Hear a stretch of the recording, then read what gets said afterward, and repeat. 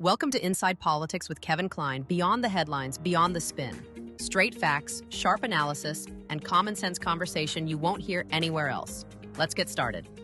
Welcome to another edition of Inside Politics. I'm Kevin Klein. I'm joined by two of my colleagues, columnist Geoff Currier and columnist Royce Koop, who is also a professor of political sciences at the University of Manitoba. Gentlemen, this week, Inside Politics, not really a lot to talk about, but a couple of things that stand out. It does not look like Canada is going to get a deal with the United States, certainly not by August 1st. It does look like we're going to be hit with tariffs, despite Carney really saying that he felt he could negotiate that out. What are your thoughts on where we are so far in our talks with our American friends? Well, I've said this before on our podcast that the Americans are no longer our friends.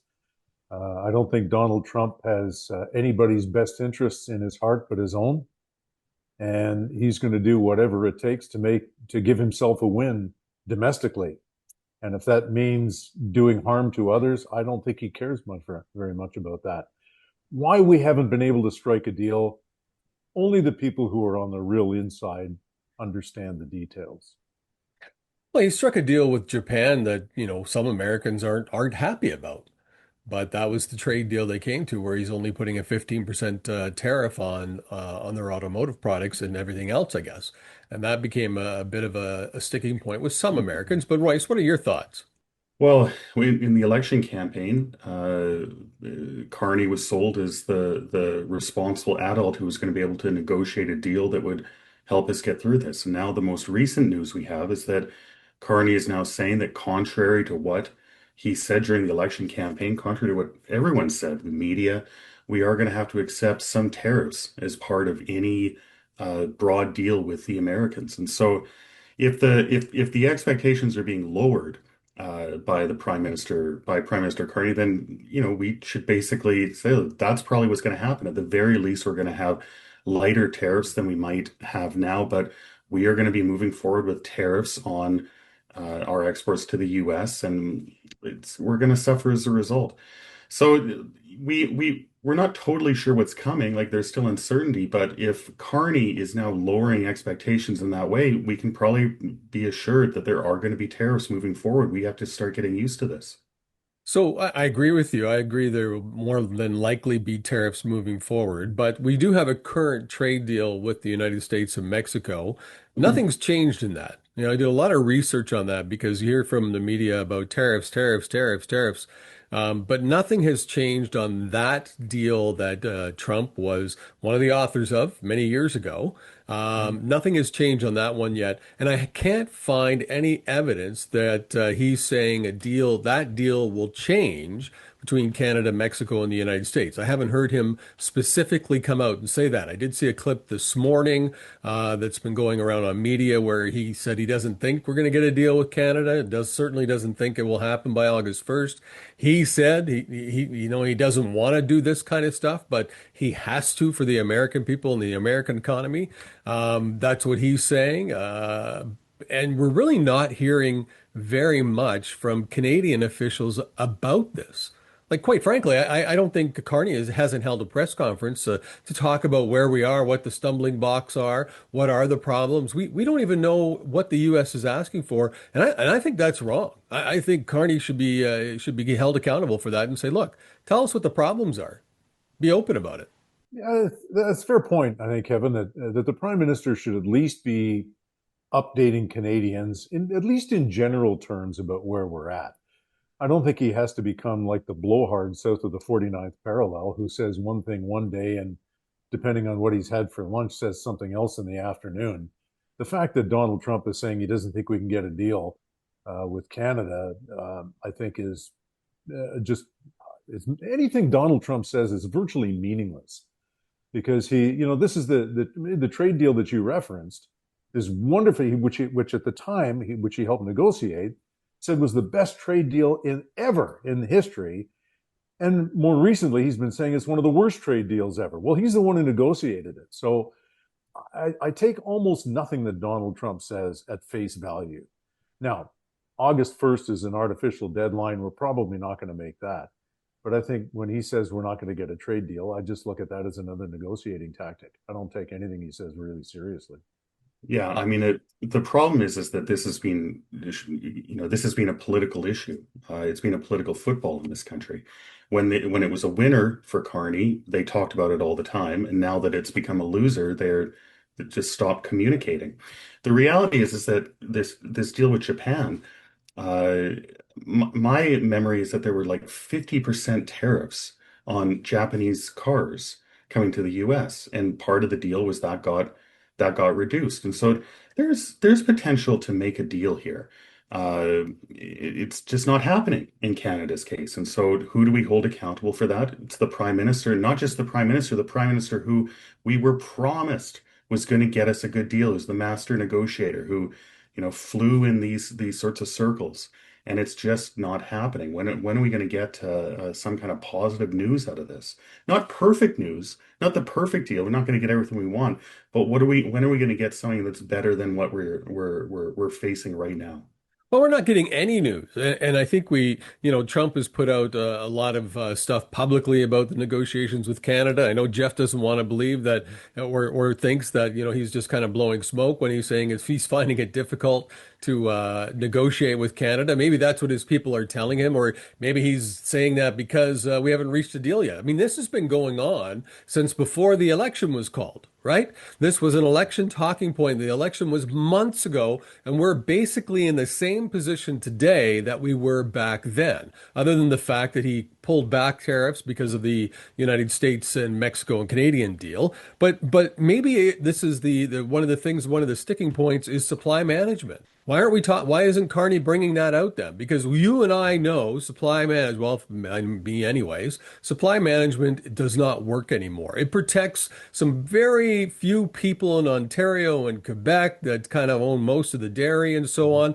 But I saw somebody telling me that they paid over $6 for butter the other day, Canadian butter. So if the sticking point is, They're shopping at the wrong store then. well, if the sticking point is this or other things, I think we deserve to know. I think our MPs, the Prime Minister, somebody should be telling us what they are, because they're going to make a decision on something and we won't know what it's about. We don't know. And that's the worst part for me, is politicians doing all these things behind closed doors. We have no clue. But we all have to appreciate that we're not going to get all the details. I think both of you make good points that we've received virtually no information from the Canadian government, and anything that we get from Donald Trump, again, I give no credibility to it all. I dismiss it as smoke, as fiction for the most part, or depending on whether he enjoyed the version of Shark Week last night or not. But Mark Carney does have a responsibility to Canadians to let us know where we're at. If supply management is the sticking point, if that is one of the major sticking points, then we need to have a national conversation about that. Yeah, the problem with supply management is that it benefits a very small number of people. These dairy farmers in Quebec, but they're quite powerful. They're mobilized. They exercise power. They have lobbyists, and so the truth is the Conservative Party doesn't really want to mess with them either, and no more than the Liberal Party does. So if this is a sticking point in the negotiations, it should absolutely be on the table. But of course it won't, because as I said before, politics seems to be the first priority for the Canadian government when it comes to this. Canadians spend way too much on dairy. I'm not so sure about butter, but like I have a tween in our house who drinks milk, and it's shocking how much the milk budget. I need to go get a second job just to keep a bottle of milk in the fridge. Yeah, it is. Dairy is getting very well. Everything's getting expensive, though. I mean, you go to the store now, you go to a restaurant, you go anywhere, everything is more and more expensive. At first, it was, supply chain issues with COVID. Now it's tariffs. I mean, it's just getting more and more expensive. But here's the interesting thing about that, though. I mean, supply management is a kind of a protectionist measure, right? It's protecting the Canadian dairy industry, or whatever the industry happens to be. We're talking about dairy, and yet Donald Trump is the kind of guy who is implementing protectionist measures, looking after his own people, and so there's a kind of contradiction there. Do we want to continue with those sort of protectionist measures to protect certain Canadian industries, or do we want to open things up to a more of a global kind of economy? I mean, that's part of the national conversation that we need to have. And how do Canadians feel about that? I think it should be free trade across the border. We'll do well because the Canadian dollar is less and competition is good. But I think for Canada, that's what we have to do. We keep talking about going over to Europe. We keep talking about expanding who we trade with. We can't even get a pipeline deal. I mean, big news last week, of course, after the first of ministers meeting with all the premiers, and they got an update from the Prime Minister, was Ontario, Saskatchewan, and Alberta signed an MOU, just an MOU. And everyone knows an MOU is just kind of the first step in a process to making a deal. But Manitoba walked away from it. Kinew wouldn't sign it. So what projects are we going to do? Energy is our number one resource right now. That's what we sell the most of. Alberta puts the most money into the coffers of the federal government. Alberta is one of those provinces, and Saskatchewan, that make sure everyone else gets transfer payments. And we can't even get a prime minister to come out definitively and say, we're going to do the pipeline. We have to get our oil to other markets or we cannot exist. It again is silence. There's silence. I can't make out, you can, Trump, you can say you can't believe 99.9% of what he says. I'm certain not to believe what Carney's saying. I'm sorry. He talks one thing and then talks another side. He has not been honest, clear, and direct in his communication. And I think this pipeline is the number one source. Like, we got to get going on this, and we're not getting anywhere. Well, okay, you're talking about our Premier, Wab Kinew, not signing onto this MOU. I guess his reasoning or his public explanation is that he needs to consult with First Nations first. Fair enough, you have to consult with First Nations, but I don't think our First Nations, or in fact anybody, gets a veto over a project which is in our national interest. The needs of the many must outweigh the needs of the few. And our First Nations have to be taken into consideration. I get that. But I think, and there is no reason, this is a larger conversation, Canadians ought not to be paying the international price for oil. We should be energy and oil self-sufficient in this country, and we should be setting our own prices internally. And we're not, because we don't have the pipelines which distribute our crude to the entire country. We're not refining our own products here, which we should be, and we should not be paying international prices. And we should not allow, and I don't want to sound dismissive of our First Nations, because they need to have a voice at the table, but they should not be allowed to block a project which is of national importance and national interest. Well, I want to add to this. Look, Kinew saying that he didn't want to sign it because he wanted to speak with First Nations prior to that. It's an MOU, pal. It's an MOU. You can sign the MOU that you're in, you want to help nation building, and you can say, now I'm going to go have my Indigenous consultations. For him to say just not to sign it and then put the blame on Indigenous consultations, to me, that's nothing but political spin. That's him acting for the camera once again, right? That's him not taking a step forward as a true leader. He did talk about, we're trying to push the Port of Churchill. Okay, great. Listen, why wouldn't you want to have two projects on the nation building thing? We're going to, Ontario's talking about having refineries. Ontario's talking about building that kind of stuff. Why wouldn't we be part of that? I think it's nonsense. All of this going on, we have to consult with this person, we have to consult with that person. By that time, our GDP is going to be lower than our debt. And then what happens, right? I just think it's wrong. Royce, you?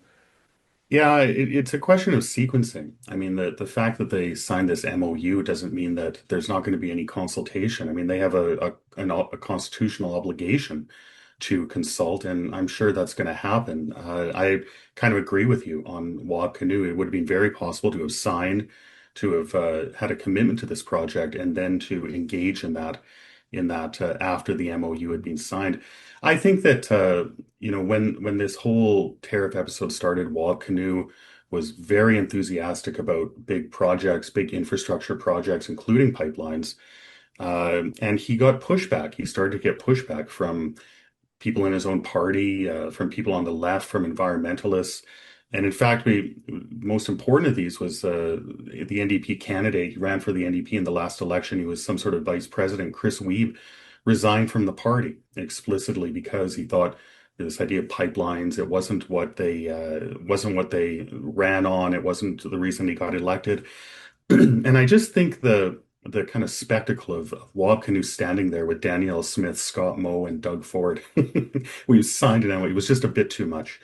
And so, these pipelines are going to happen. We need east-west pipelines, and there's enormous pressure for this to happen. Yeah, I think it would be. I want Manitoba to kind of be an equal partner, constructive partner in this, and I hope that happens. Well, are we our own worst enemies then? I mean, we keep talking about how we have to, elbows up. We have to be, well, I just read that Scott Moe said elbows up. It called out Carney for the elbows up, saying it's nothing more than a slogan. After the first minister's meetings, he came out and said that elbows up is nothing more than a slogan for the Liberal government. Very interesting that he would come out and say that right away. But if you look at it, he also said that their talks with American politicians and stuff have lowered tariffs on certain products. They've been able to work out a few things. Alberta obviously has been able to work out a few different things. Well, so already here's the division of the country. Everyone keeps talking about, well, no, Alberta and Saskatchewan won't separate, they won't do this, but they seem to be making more progress than our own prime minister. And then you've got Manitoba going, nope, we're not going to do that. We're going to focus on the Churchill port, which wouldn't even be open year round. And I've been to Churchill. That's not a very big port. No disrespect. And then what are the environmentalists going to say then? Like, I mean, if you go in with icebreakers and polar bears can't cross, isn't that going to be an environment? Where does it stop? And where do we start saying we've got to come up with solutions? We've got to stop talking about it, and we've got to get to work now. Yeah, well, it's easy for Manitoban environmentalists to talk about that and express concerns about pipelines or oil spills in Churchill, which is a legitimate concern. But hey, let's face it, it's Alberta, Saskatchewan, and Ontario that prop our province up. If they decide to cut off transfer payments, which they wouldn't do, but theoretically, this province would be bankrupt. It would be last person out, turn off the lights. And that's Alberta, Saskatchewan, and Ontario who prop us up. I think we have a moral, a legal, and an economic obligation to cooperate and to do everything we can to enhance the projects that these other provinces are putting forward. So yeah, so before you get going, Royce, is Kinew just playing the national card, trying to be like Carney now so that he can run for maybe prime minister for the Liberals one day? I'm told not. I'm told that he doesn't have those national ambitions, but you never know. Hey, he's trying to walk a tightrope here. This is why, well, as you know, Kevin, being a politician is hard. You've got lots of different people who you need to kind of tend to, and that's what he's doing. I mean, there does seem to be a commitment to the kind of national infrastructure that we need to face these kinds of tariff threats, but at the same time, there's concern about the environment, as you would expect from an NDP premier. Manitoba has signed on to things. I mean, I don't want to totally condemn the Manitoba government. In BC, there's been a long history of obstructing pipelines to the Pacific. I mean, that's partly why this East-West pipeline is such a big deal. And so, yeah, I mean, I get it. Politicians have to balance different interests, but this is something that needs to happen. Manitoba should be participating as a kind of constructive partner right from the get-go, I think. Well, I know the online comments about the story of him not signing on to the MOU were very negative. And there were many and many and many of them at the winnipegsun.com site where people were sharing their frustration with it. Sharing the fact that they're tired of being a have-not province, but that we will be forever and ever, amen. But I think Geoff made a valid point. If you lose, if Alberta and Saskatchewan all of a sudden started to fight to get rid of the transfer payments, nothing left for Manitoba at that point, right? We're $35 billion in debt now.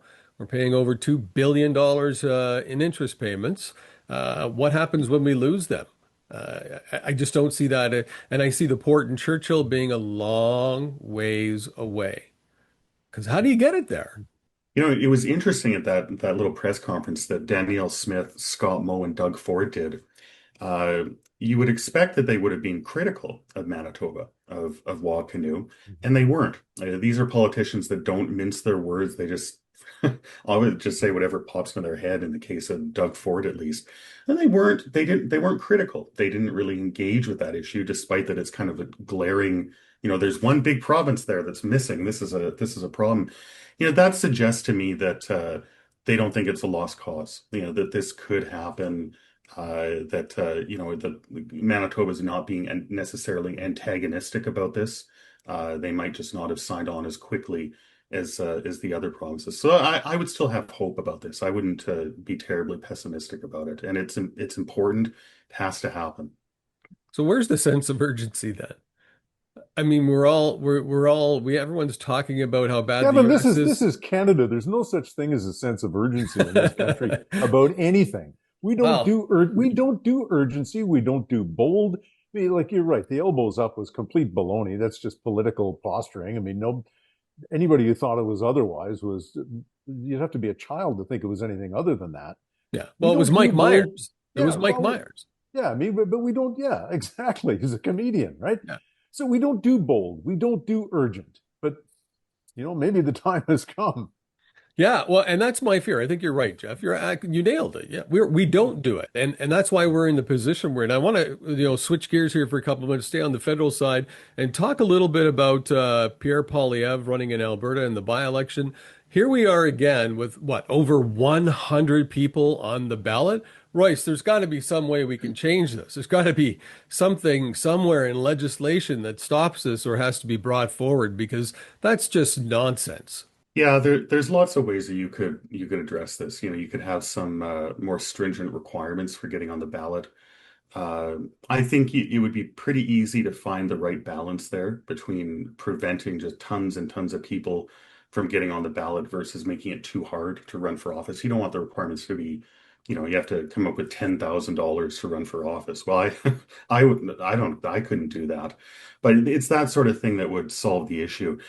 The long ballot thing, it just strikes me as stupid. It is supposed to be it draws your attention to electoral reform.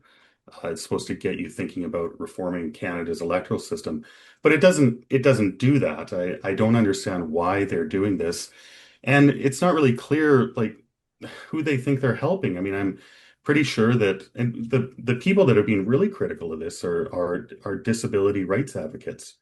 People that go in and they look at a ballot with th what, like 60 people on it, and they have to find the candidate they're looking for. Like, well, I can do that, but people that suffer from different disabilities or those sorts of issues might really struggle with it. So it's the whole movement is just stupid, and it's just a shame that we even have to engage with these people. Well, Pierre Poilievre's day may be done. I mean, this is clearly they're using the same tactic that was used in his riding in Ontario, just outside of Ottawa, to make sure that he didn't get elected. And obviously, the same tactic is in play here. And if he loses this by-election, I mean, he's done, right? He's got to go away. Even if he wins this, is Pierre Poilievre the guy who's going to lead the Conservative Party back into power? It seems unlikely. The problem is it's not clear who these longest ballot things hurt. It's not clear that it hurt him in Carleton. It's not clear that it will hurt him here. And I don't want to make predictions, but even I am comfortable predicting he's going to win that by-election. This is one of the most conservative seats in the country, and I don't know. I mean, in 6 months, this will just be a kind of footnote in Canadian history, Pierre Poilievre's by-election campaign, and we won't be talking about it anymore, I don't think. If I'm a conservative card-carrying party member, which I'm not, I would be concerned. Because supposing he loses this by-election, now what do you do? Well, there's no, if he loses the by-election, there won't be any discussion. They'll move on. But Okay, move on, but move on to who becomes the question. that does become the question. But somebody who's been in party politics, I think that if you looked at this election, I would blame a lot of it on strategy. I think they spent most of their time just picking on Trudeau, picking on Trudeau, picking on Trudeau, bang, bang, bang, bang, banging him over the head. Not that he didn't deserve it, but they spent so much time and effort on that. It was an easy out for the Liberal Party when it comes to an election. Get rid of Trudeau. Right, because it was his here. The two biggest things Poliev had going for them were Justin Trudeau and the carbon tax. Right. And you remove those two things, and what have you got? And Canadian voters said, not enough. Right. I think that was set up by those within the party. They, obviously maybe got their egos a little bit out of whack when they were at polls when Trudeau was there, and how much ahead in the polls they were. And like you said, it was going to be a coronation. But a lot of the blame I don't put on Poilievre at all. It's party politics. They hired somebody to run that campaign, and somebody in that campaign made a major mistake. Of just focusing on Trudeau and, you're right, the carbon tax, because those were two easy things for the government, for the Liberals to pull out and then run the election. They got a bonus when Trump came along and started the tariff talk, and it still stands today. And they're still using it today to spend more money, to go into debt, go into further debt. We're not hearing about that affordability stuff. He talks a little bit about cuts and stuff, but they're still using the tariff thing to their advantage. That's why I think it's still outstanding. But it's almost then you're kind of criticizing Poilievre for being too effective. He was so effective on Trudeau and the carbon tax that the Liberals got rid of both of them. But that's kind of testament to how effectively he reshaped public opinion, especially on the carbon tax. It wasn't that long ago that carbon tax was the consensus view, the settled science that to oppose the carbon tax was only what cavemen basically did. He really kind of shifted the national consensus on this. It's an interesting debate. Should the party have pivoted better during the election campaign?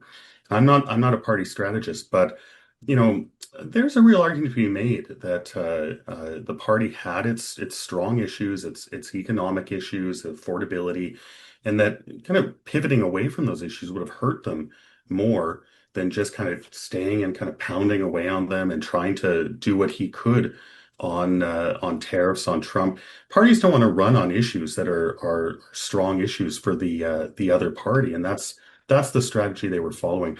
I'm not sure. I feel like pivoting would have led to a worse outcome for the Conservatives than what they got.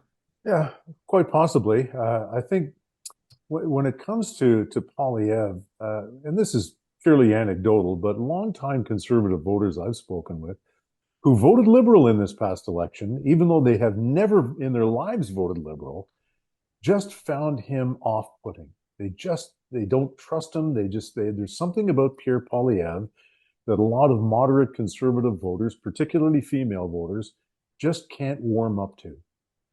Wasn't a lot of that the media, though? It wasn't a lot of that the media I don't know. Because before they changed to Carney and all that, he was going to walk away with the election. So how did that? So Carney comes along. But why was he going to walk away with? He was going to walk away with the election because people despise Justin Trudeau and the carbon tax. Right. So now we're saying they despise. So you take those away, and now you have to look at, okay, we've gotten rid of the two big obstacles for the Liberal Party. So now what does the Conservative Party of Canada have to offer? And it's offering Pierre Poilievre against a guy who has I don't want to say misled people, but hasn't delivered the goods so far. But I'll say he's misled people. He's entirely misled people. But he hasn't delivered the goods. That's for sure. Right. He hasn't. But he has misled people about his investments and all kinds, and about the tariffs, everything. Okay. But as voters looked at Pierre Poilievre, they think, okay, he's not Justin Trudeau, and we've gotten rid of Justin Trudeau. We've gotten rid of the carbon tax. Let's look at Pierre Poilievre. And a lot of voters looked at him and said, no, thanks. Remember, too, that a lot of the things that people say about Poilievre, the style, the kind of disconnect, he alienates people. They said the same things about Harper in around 2004. He's too cold. He's kind of weird. He shakes his kids' hands when he drops them off at school instead of giving them a hug. And this was overcome. You remember the blue sweater, Harper and his cats. There's ways to kind of overcome these image problems. And some of the late in the campaign, some of the stuff that the speeches that Poilievre was giving and talking about his kids, he has a special needs child. I didn't know that until late in the election campaign. You can see this is a talented politician who's capable of changing his image in the same way that Harper did. And I think these issues are easily solved. The problems with Justin Trudeau, they didn't go away with Trudeau. They're still here, and they're going to afflict Carney as well. And so Poilievre can get into the House of Commons, and I'm positive he can. And if he can address some of these issues, he'll be in a good position to win the next election. Well, and the biggest problem that I see though is are the majority of Canadians now happy just going into debt?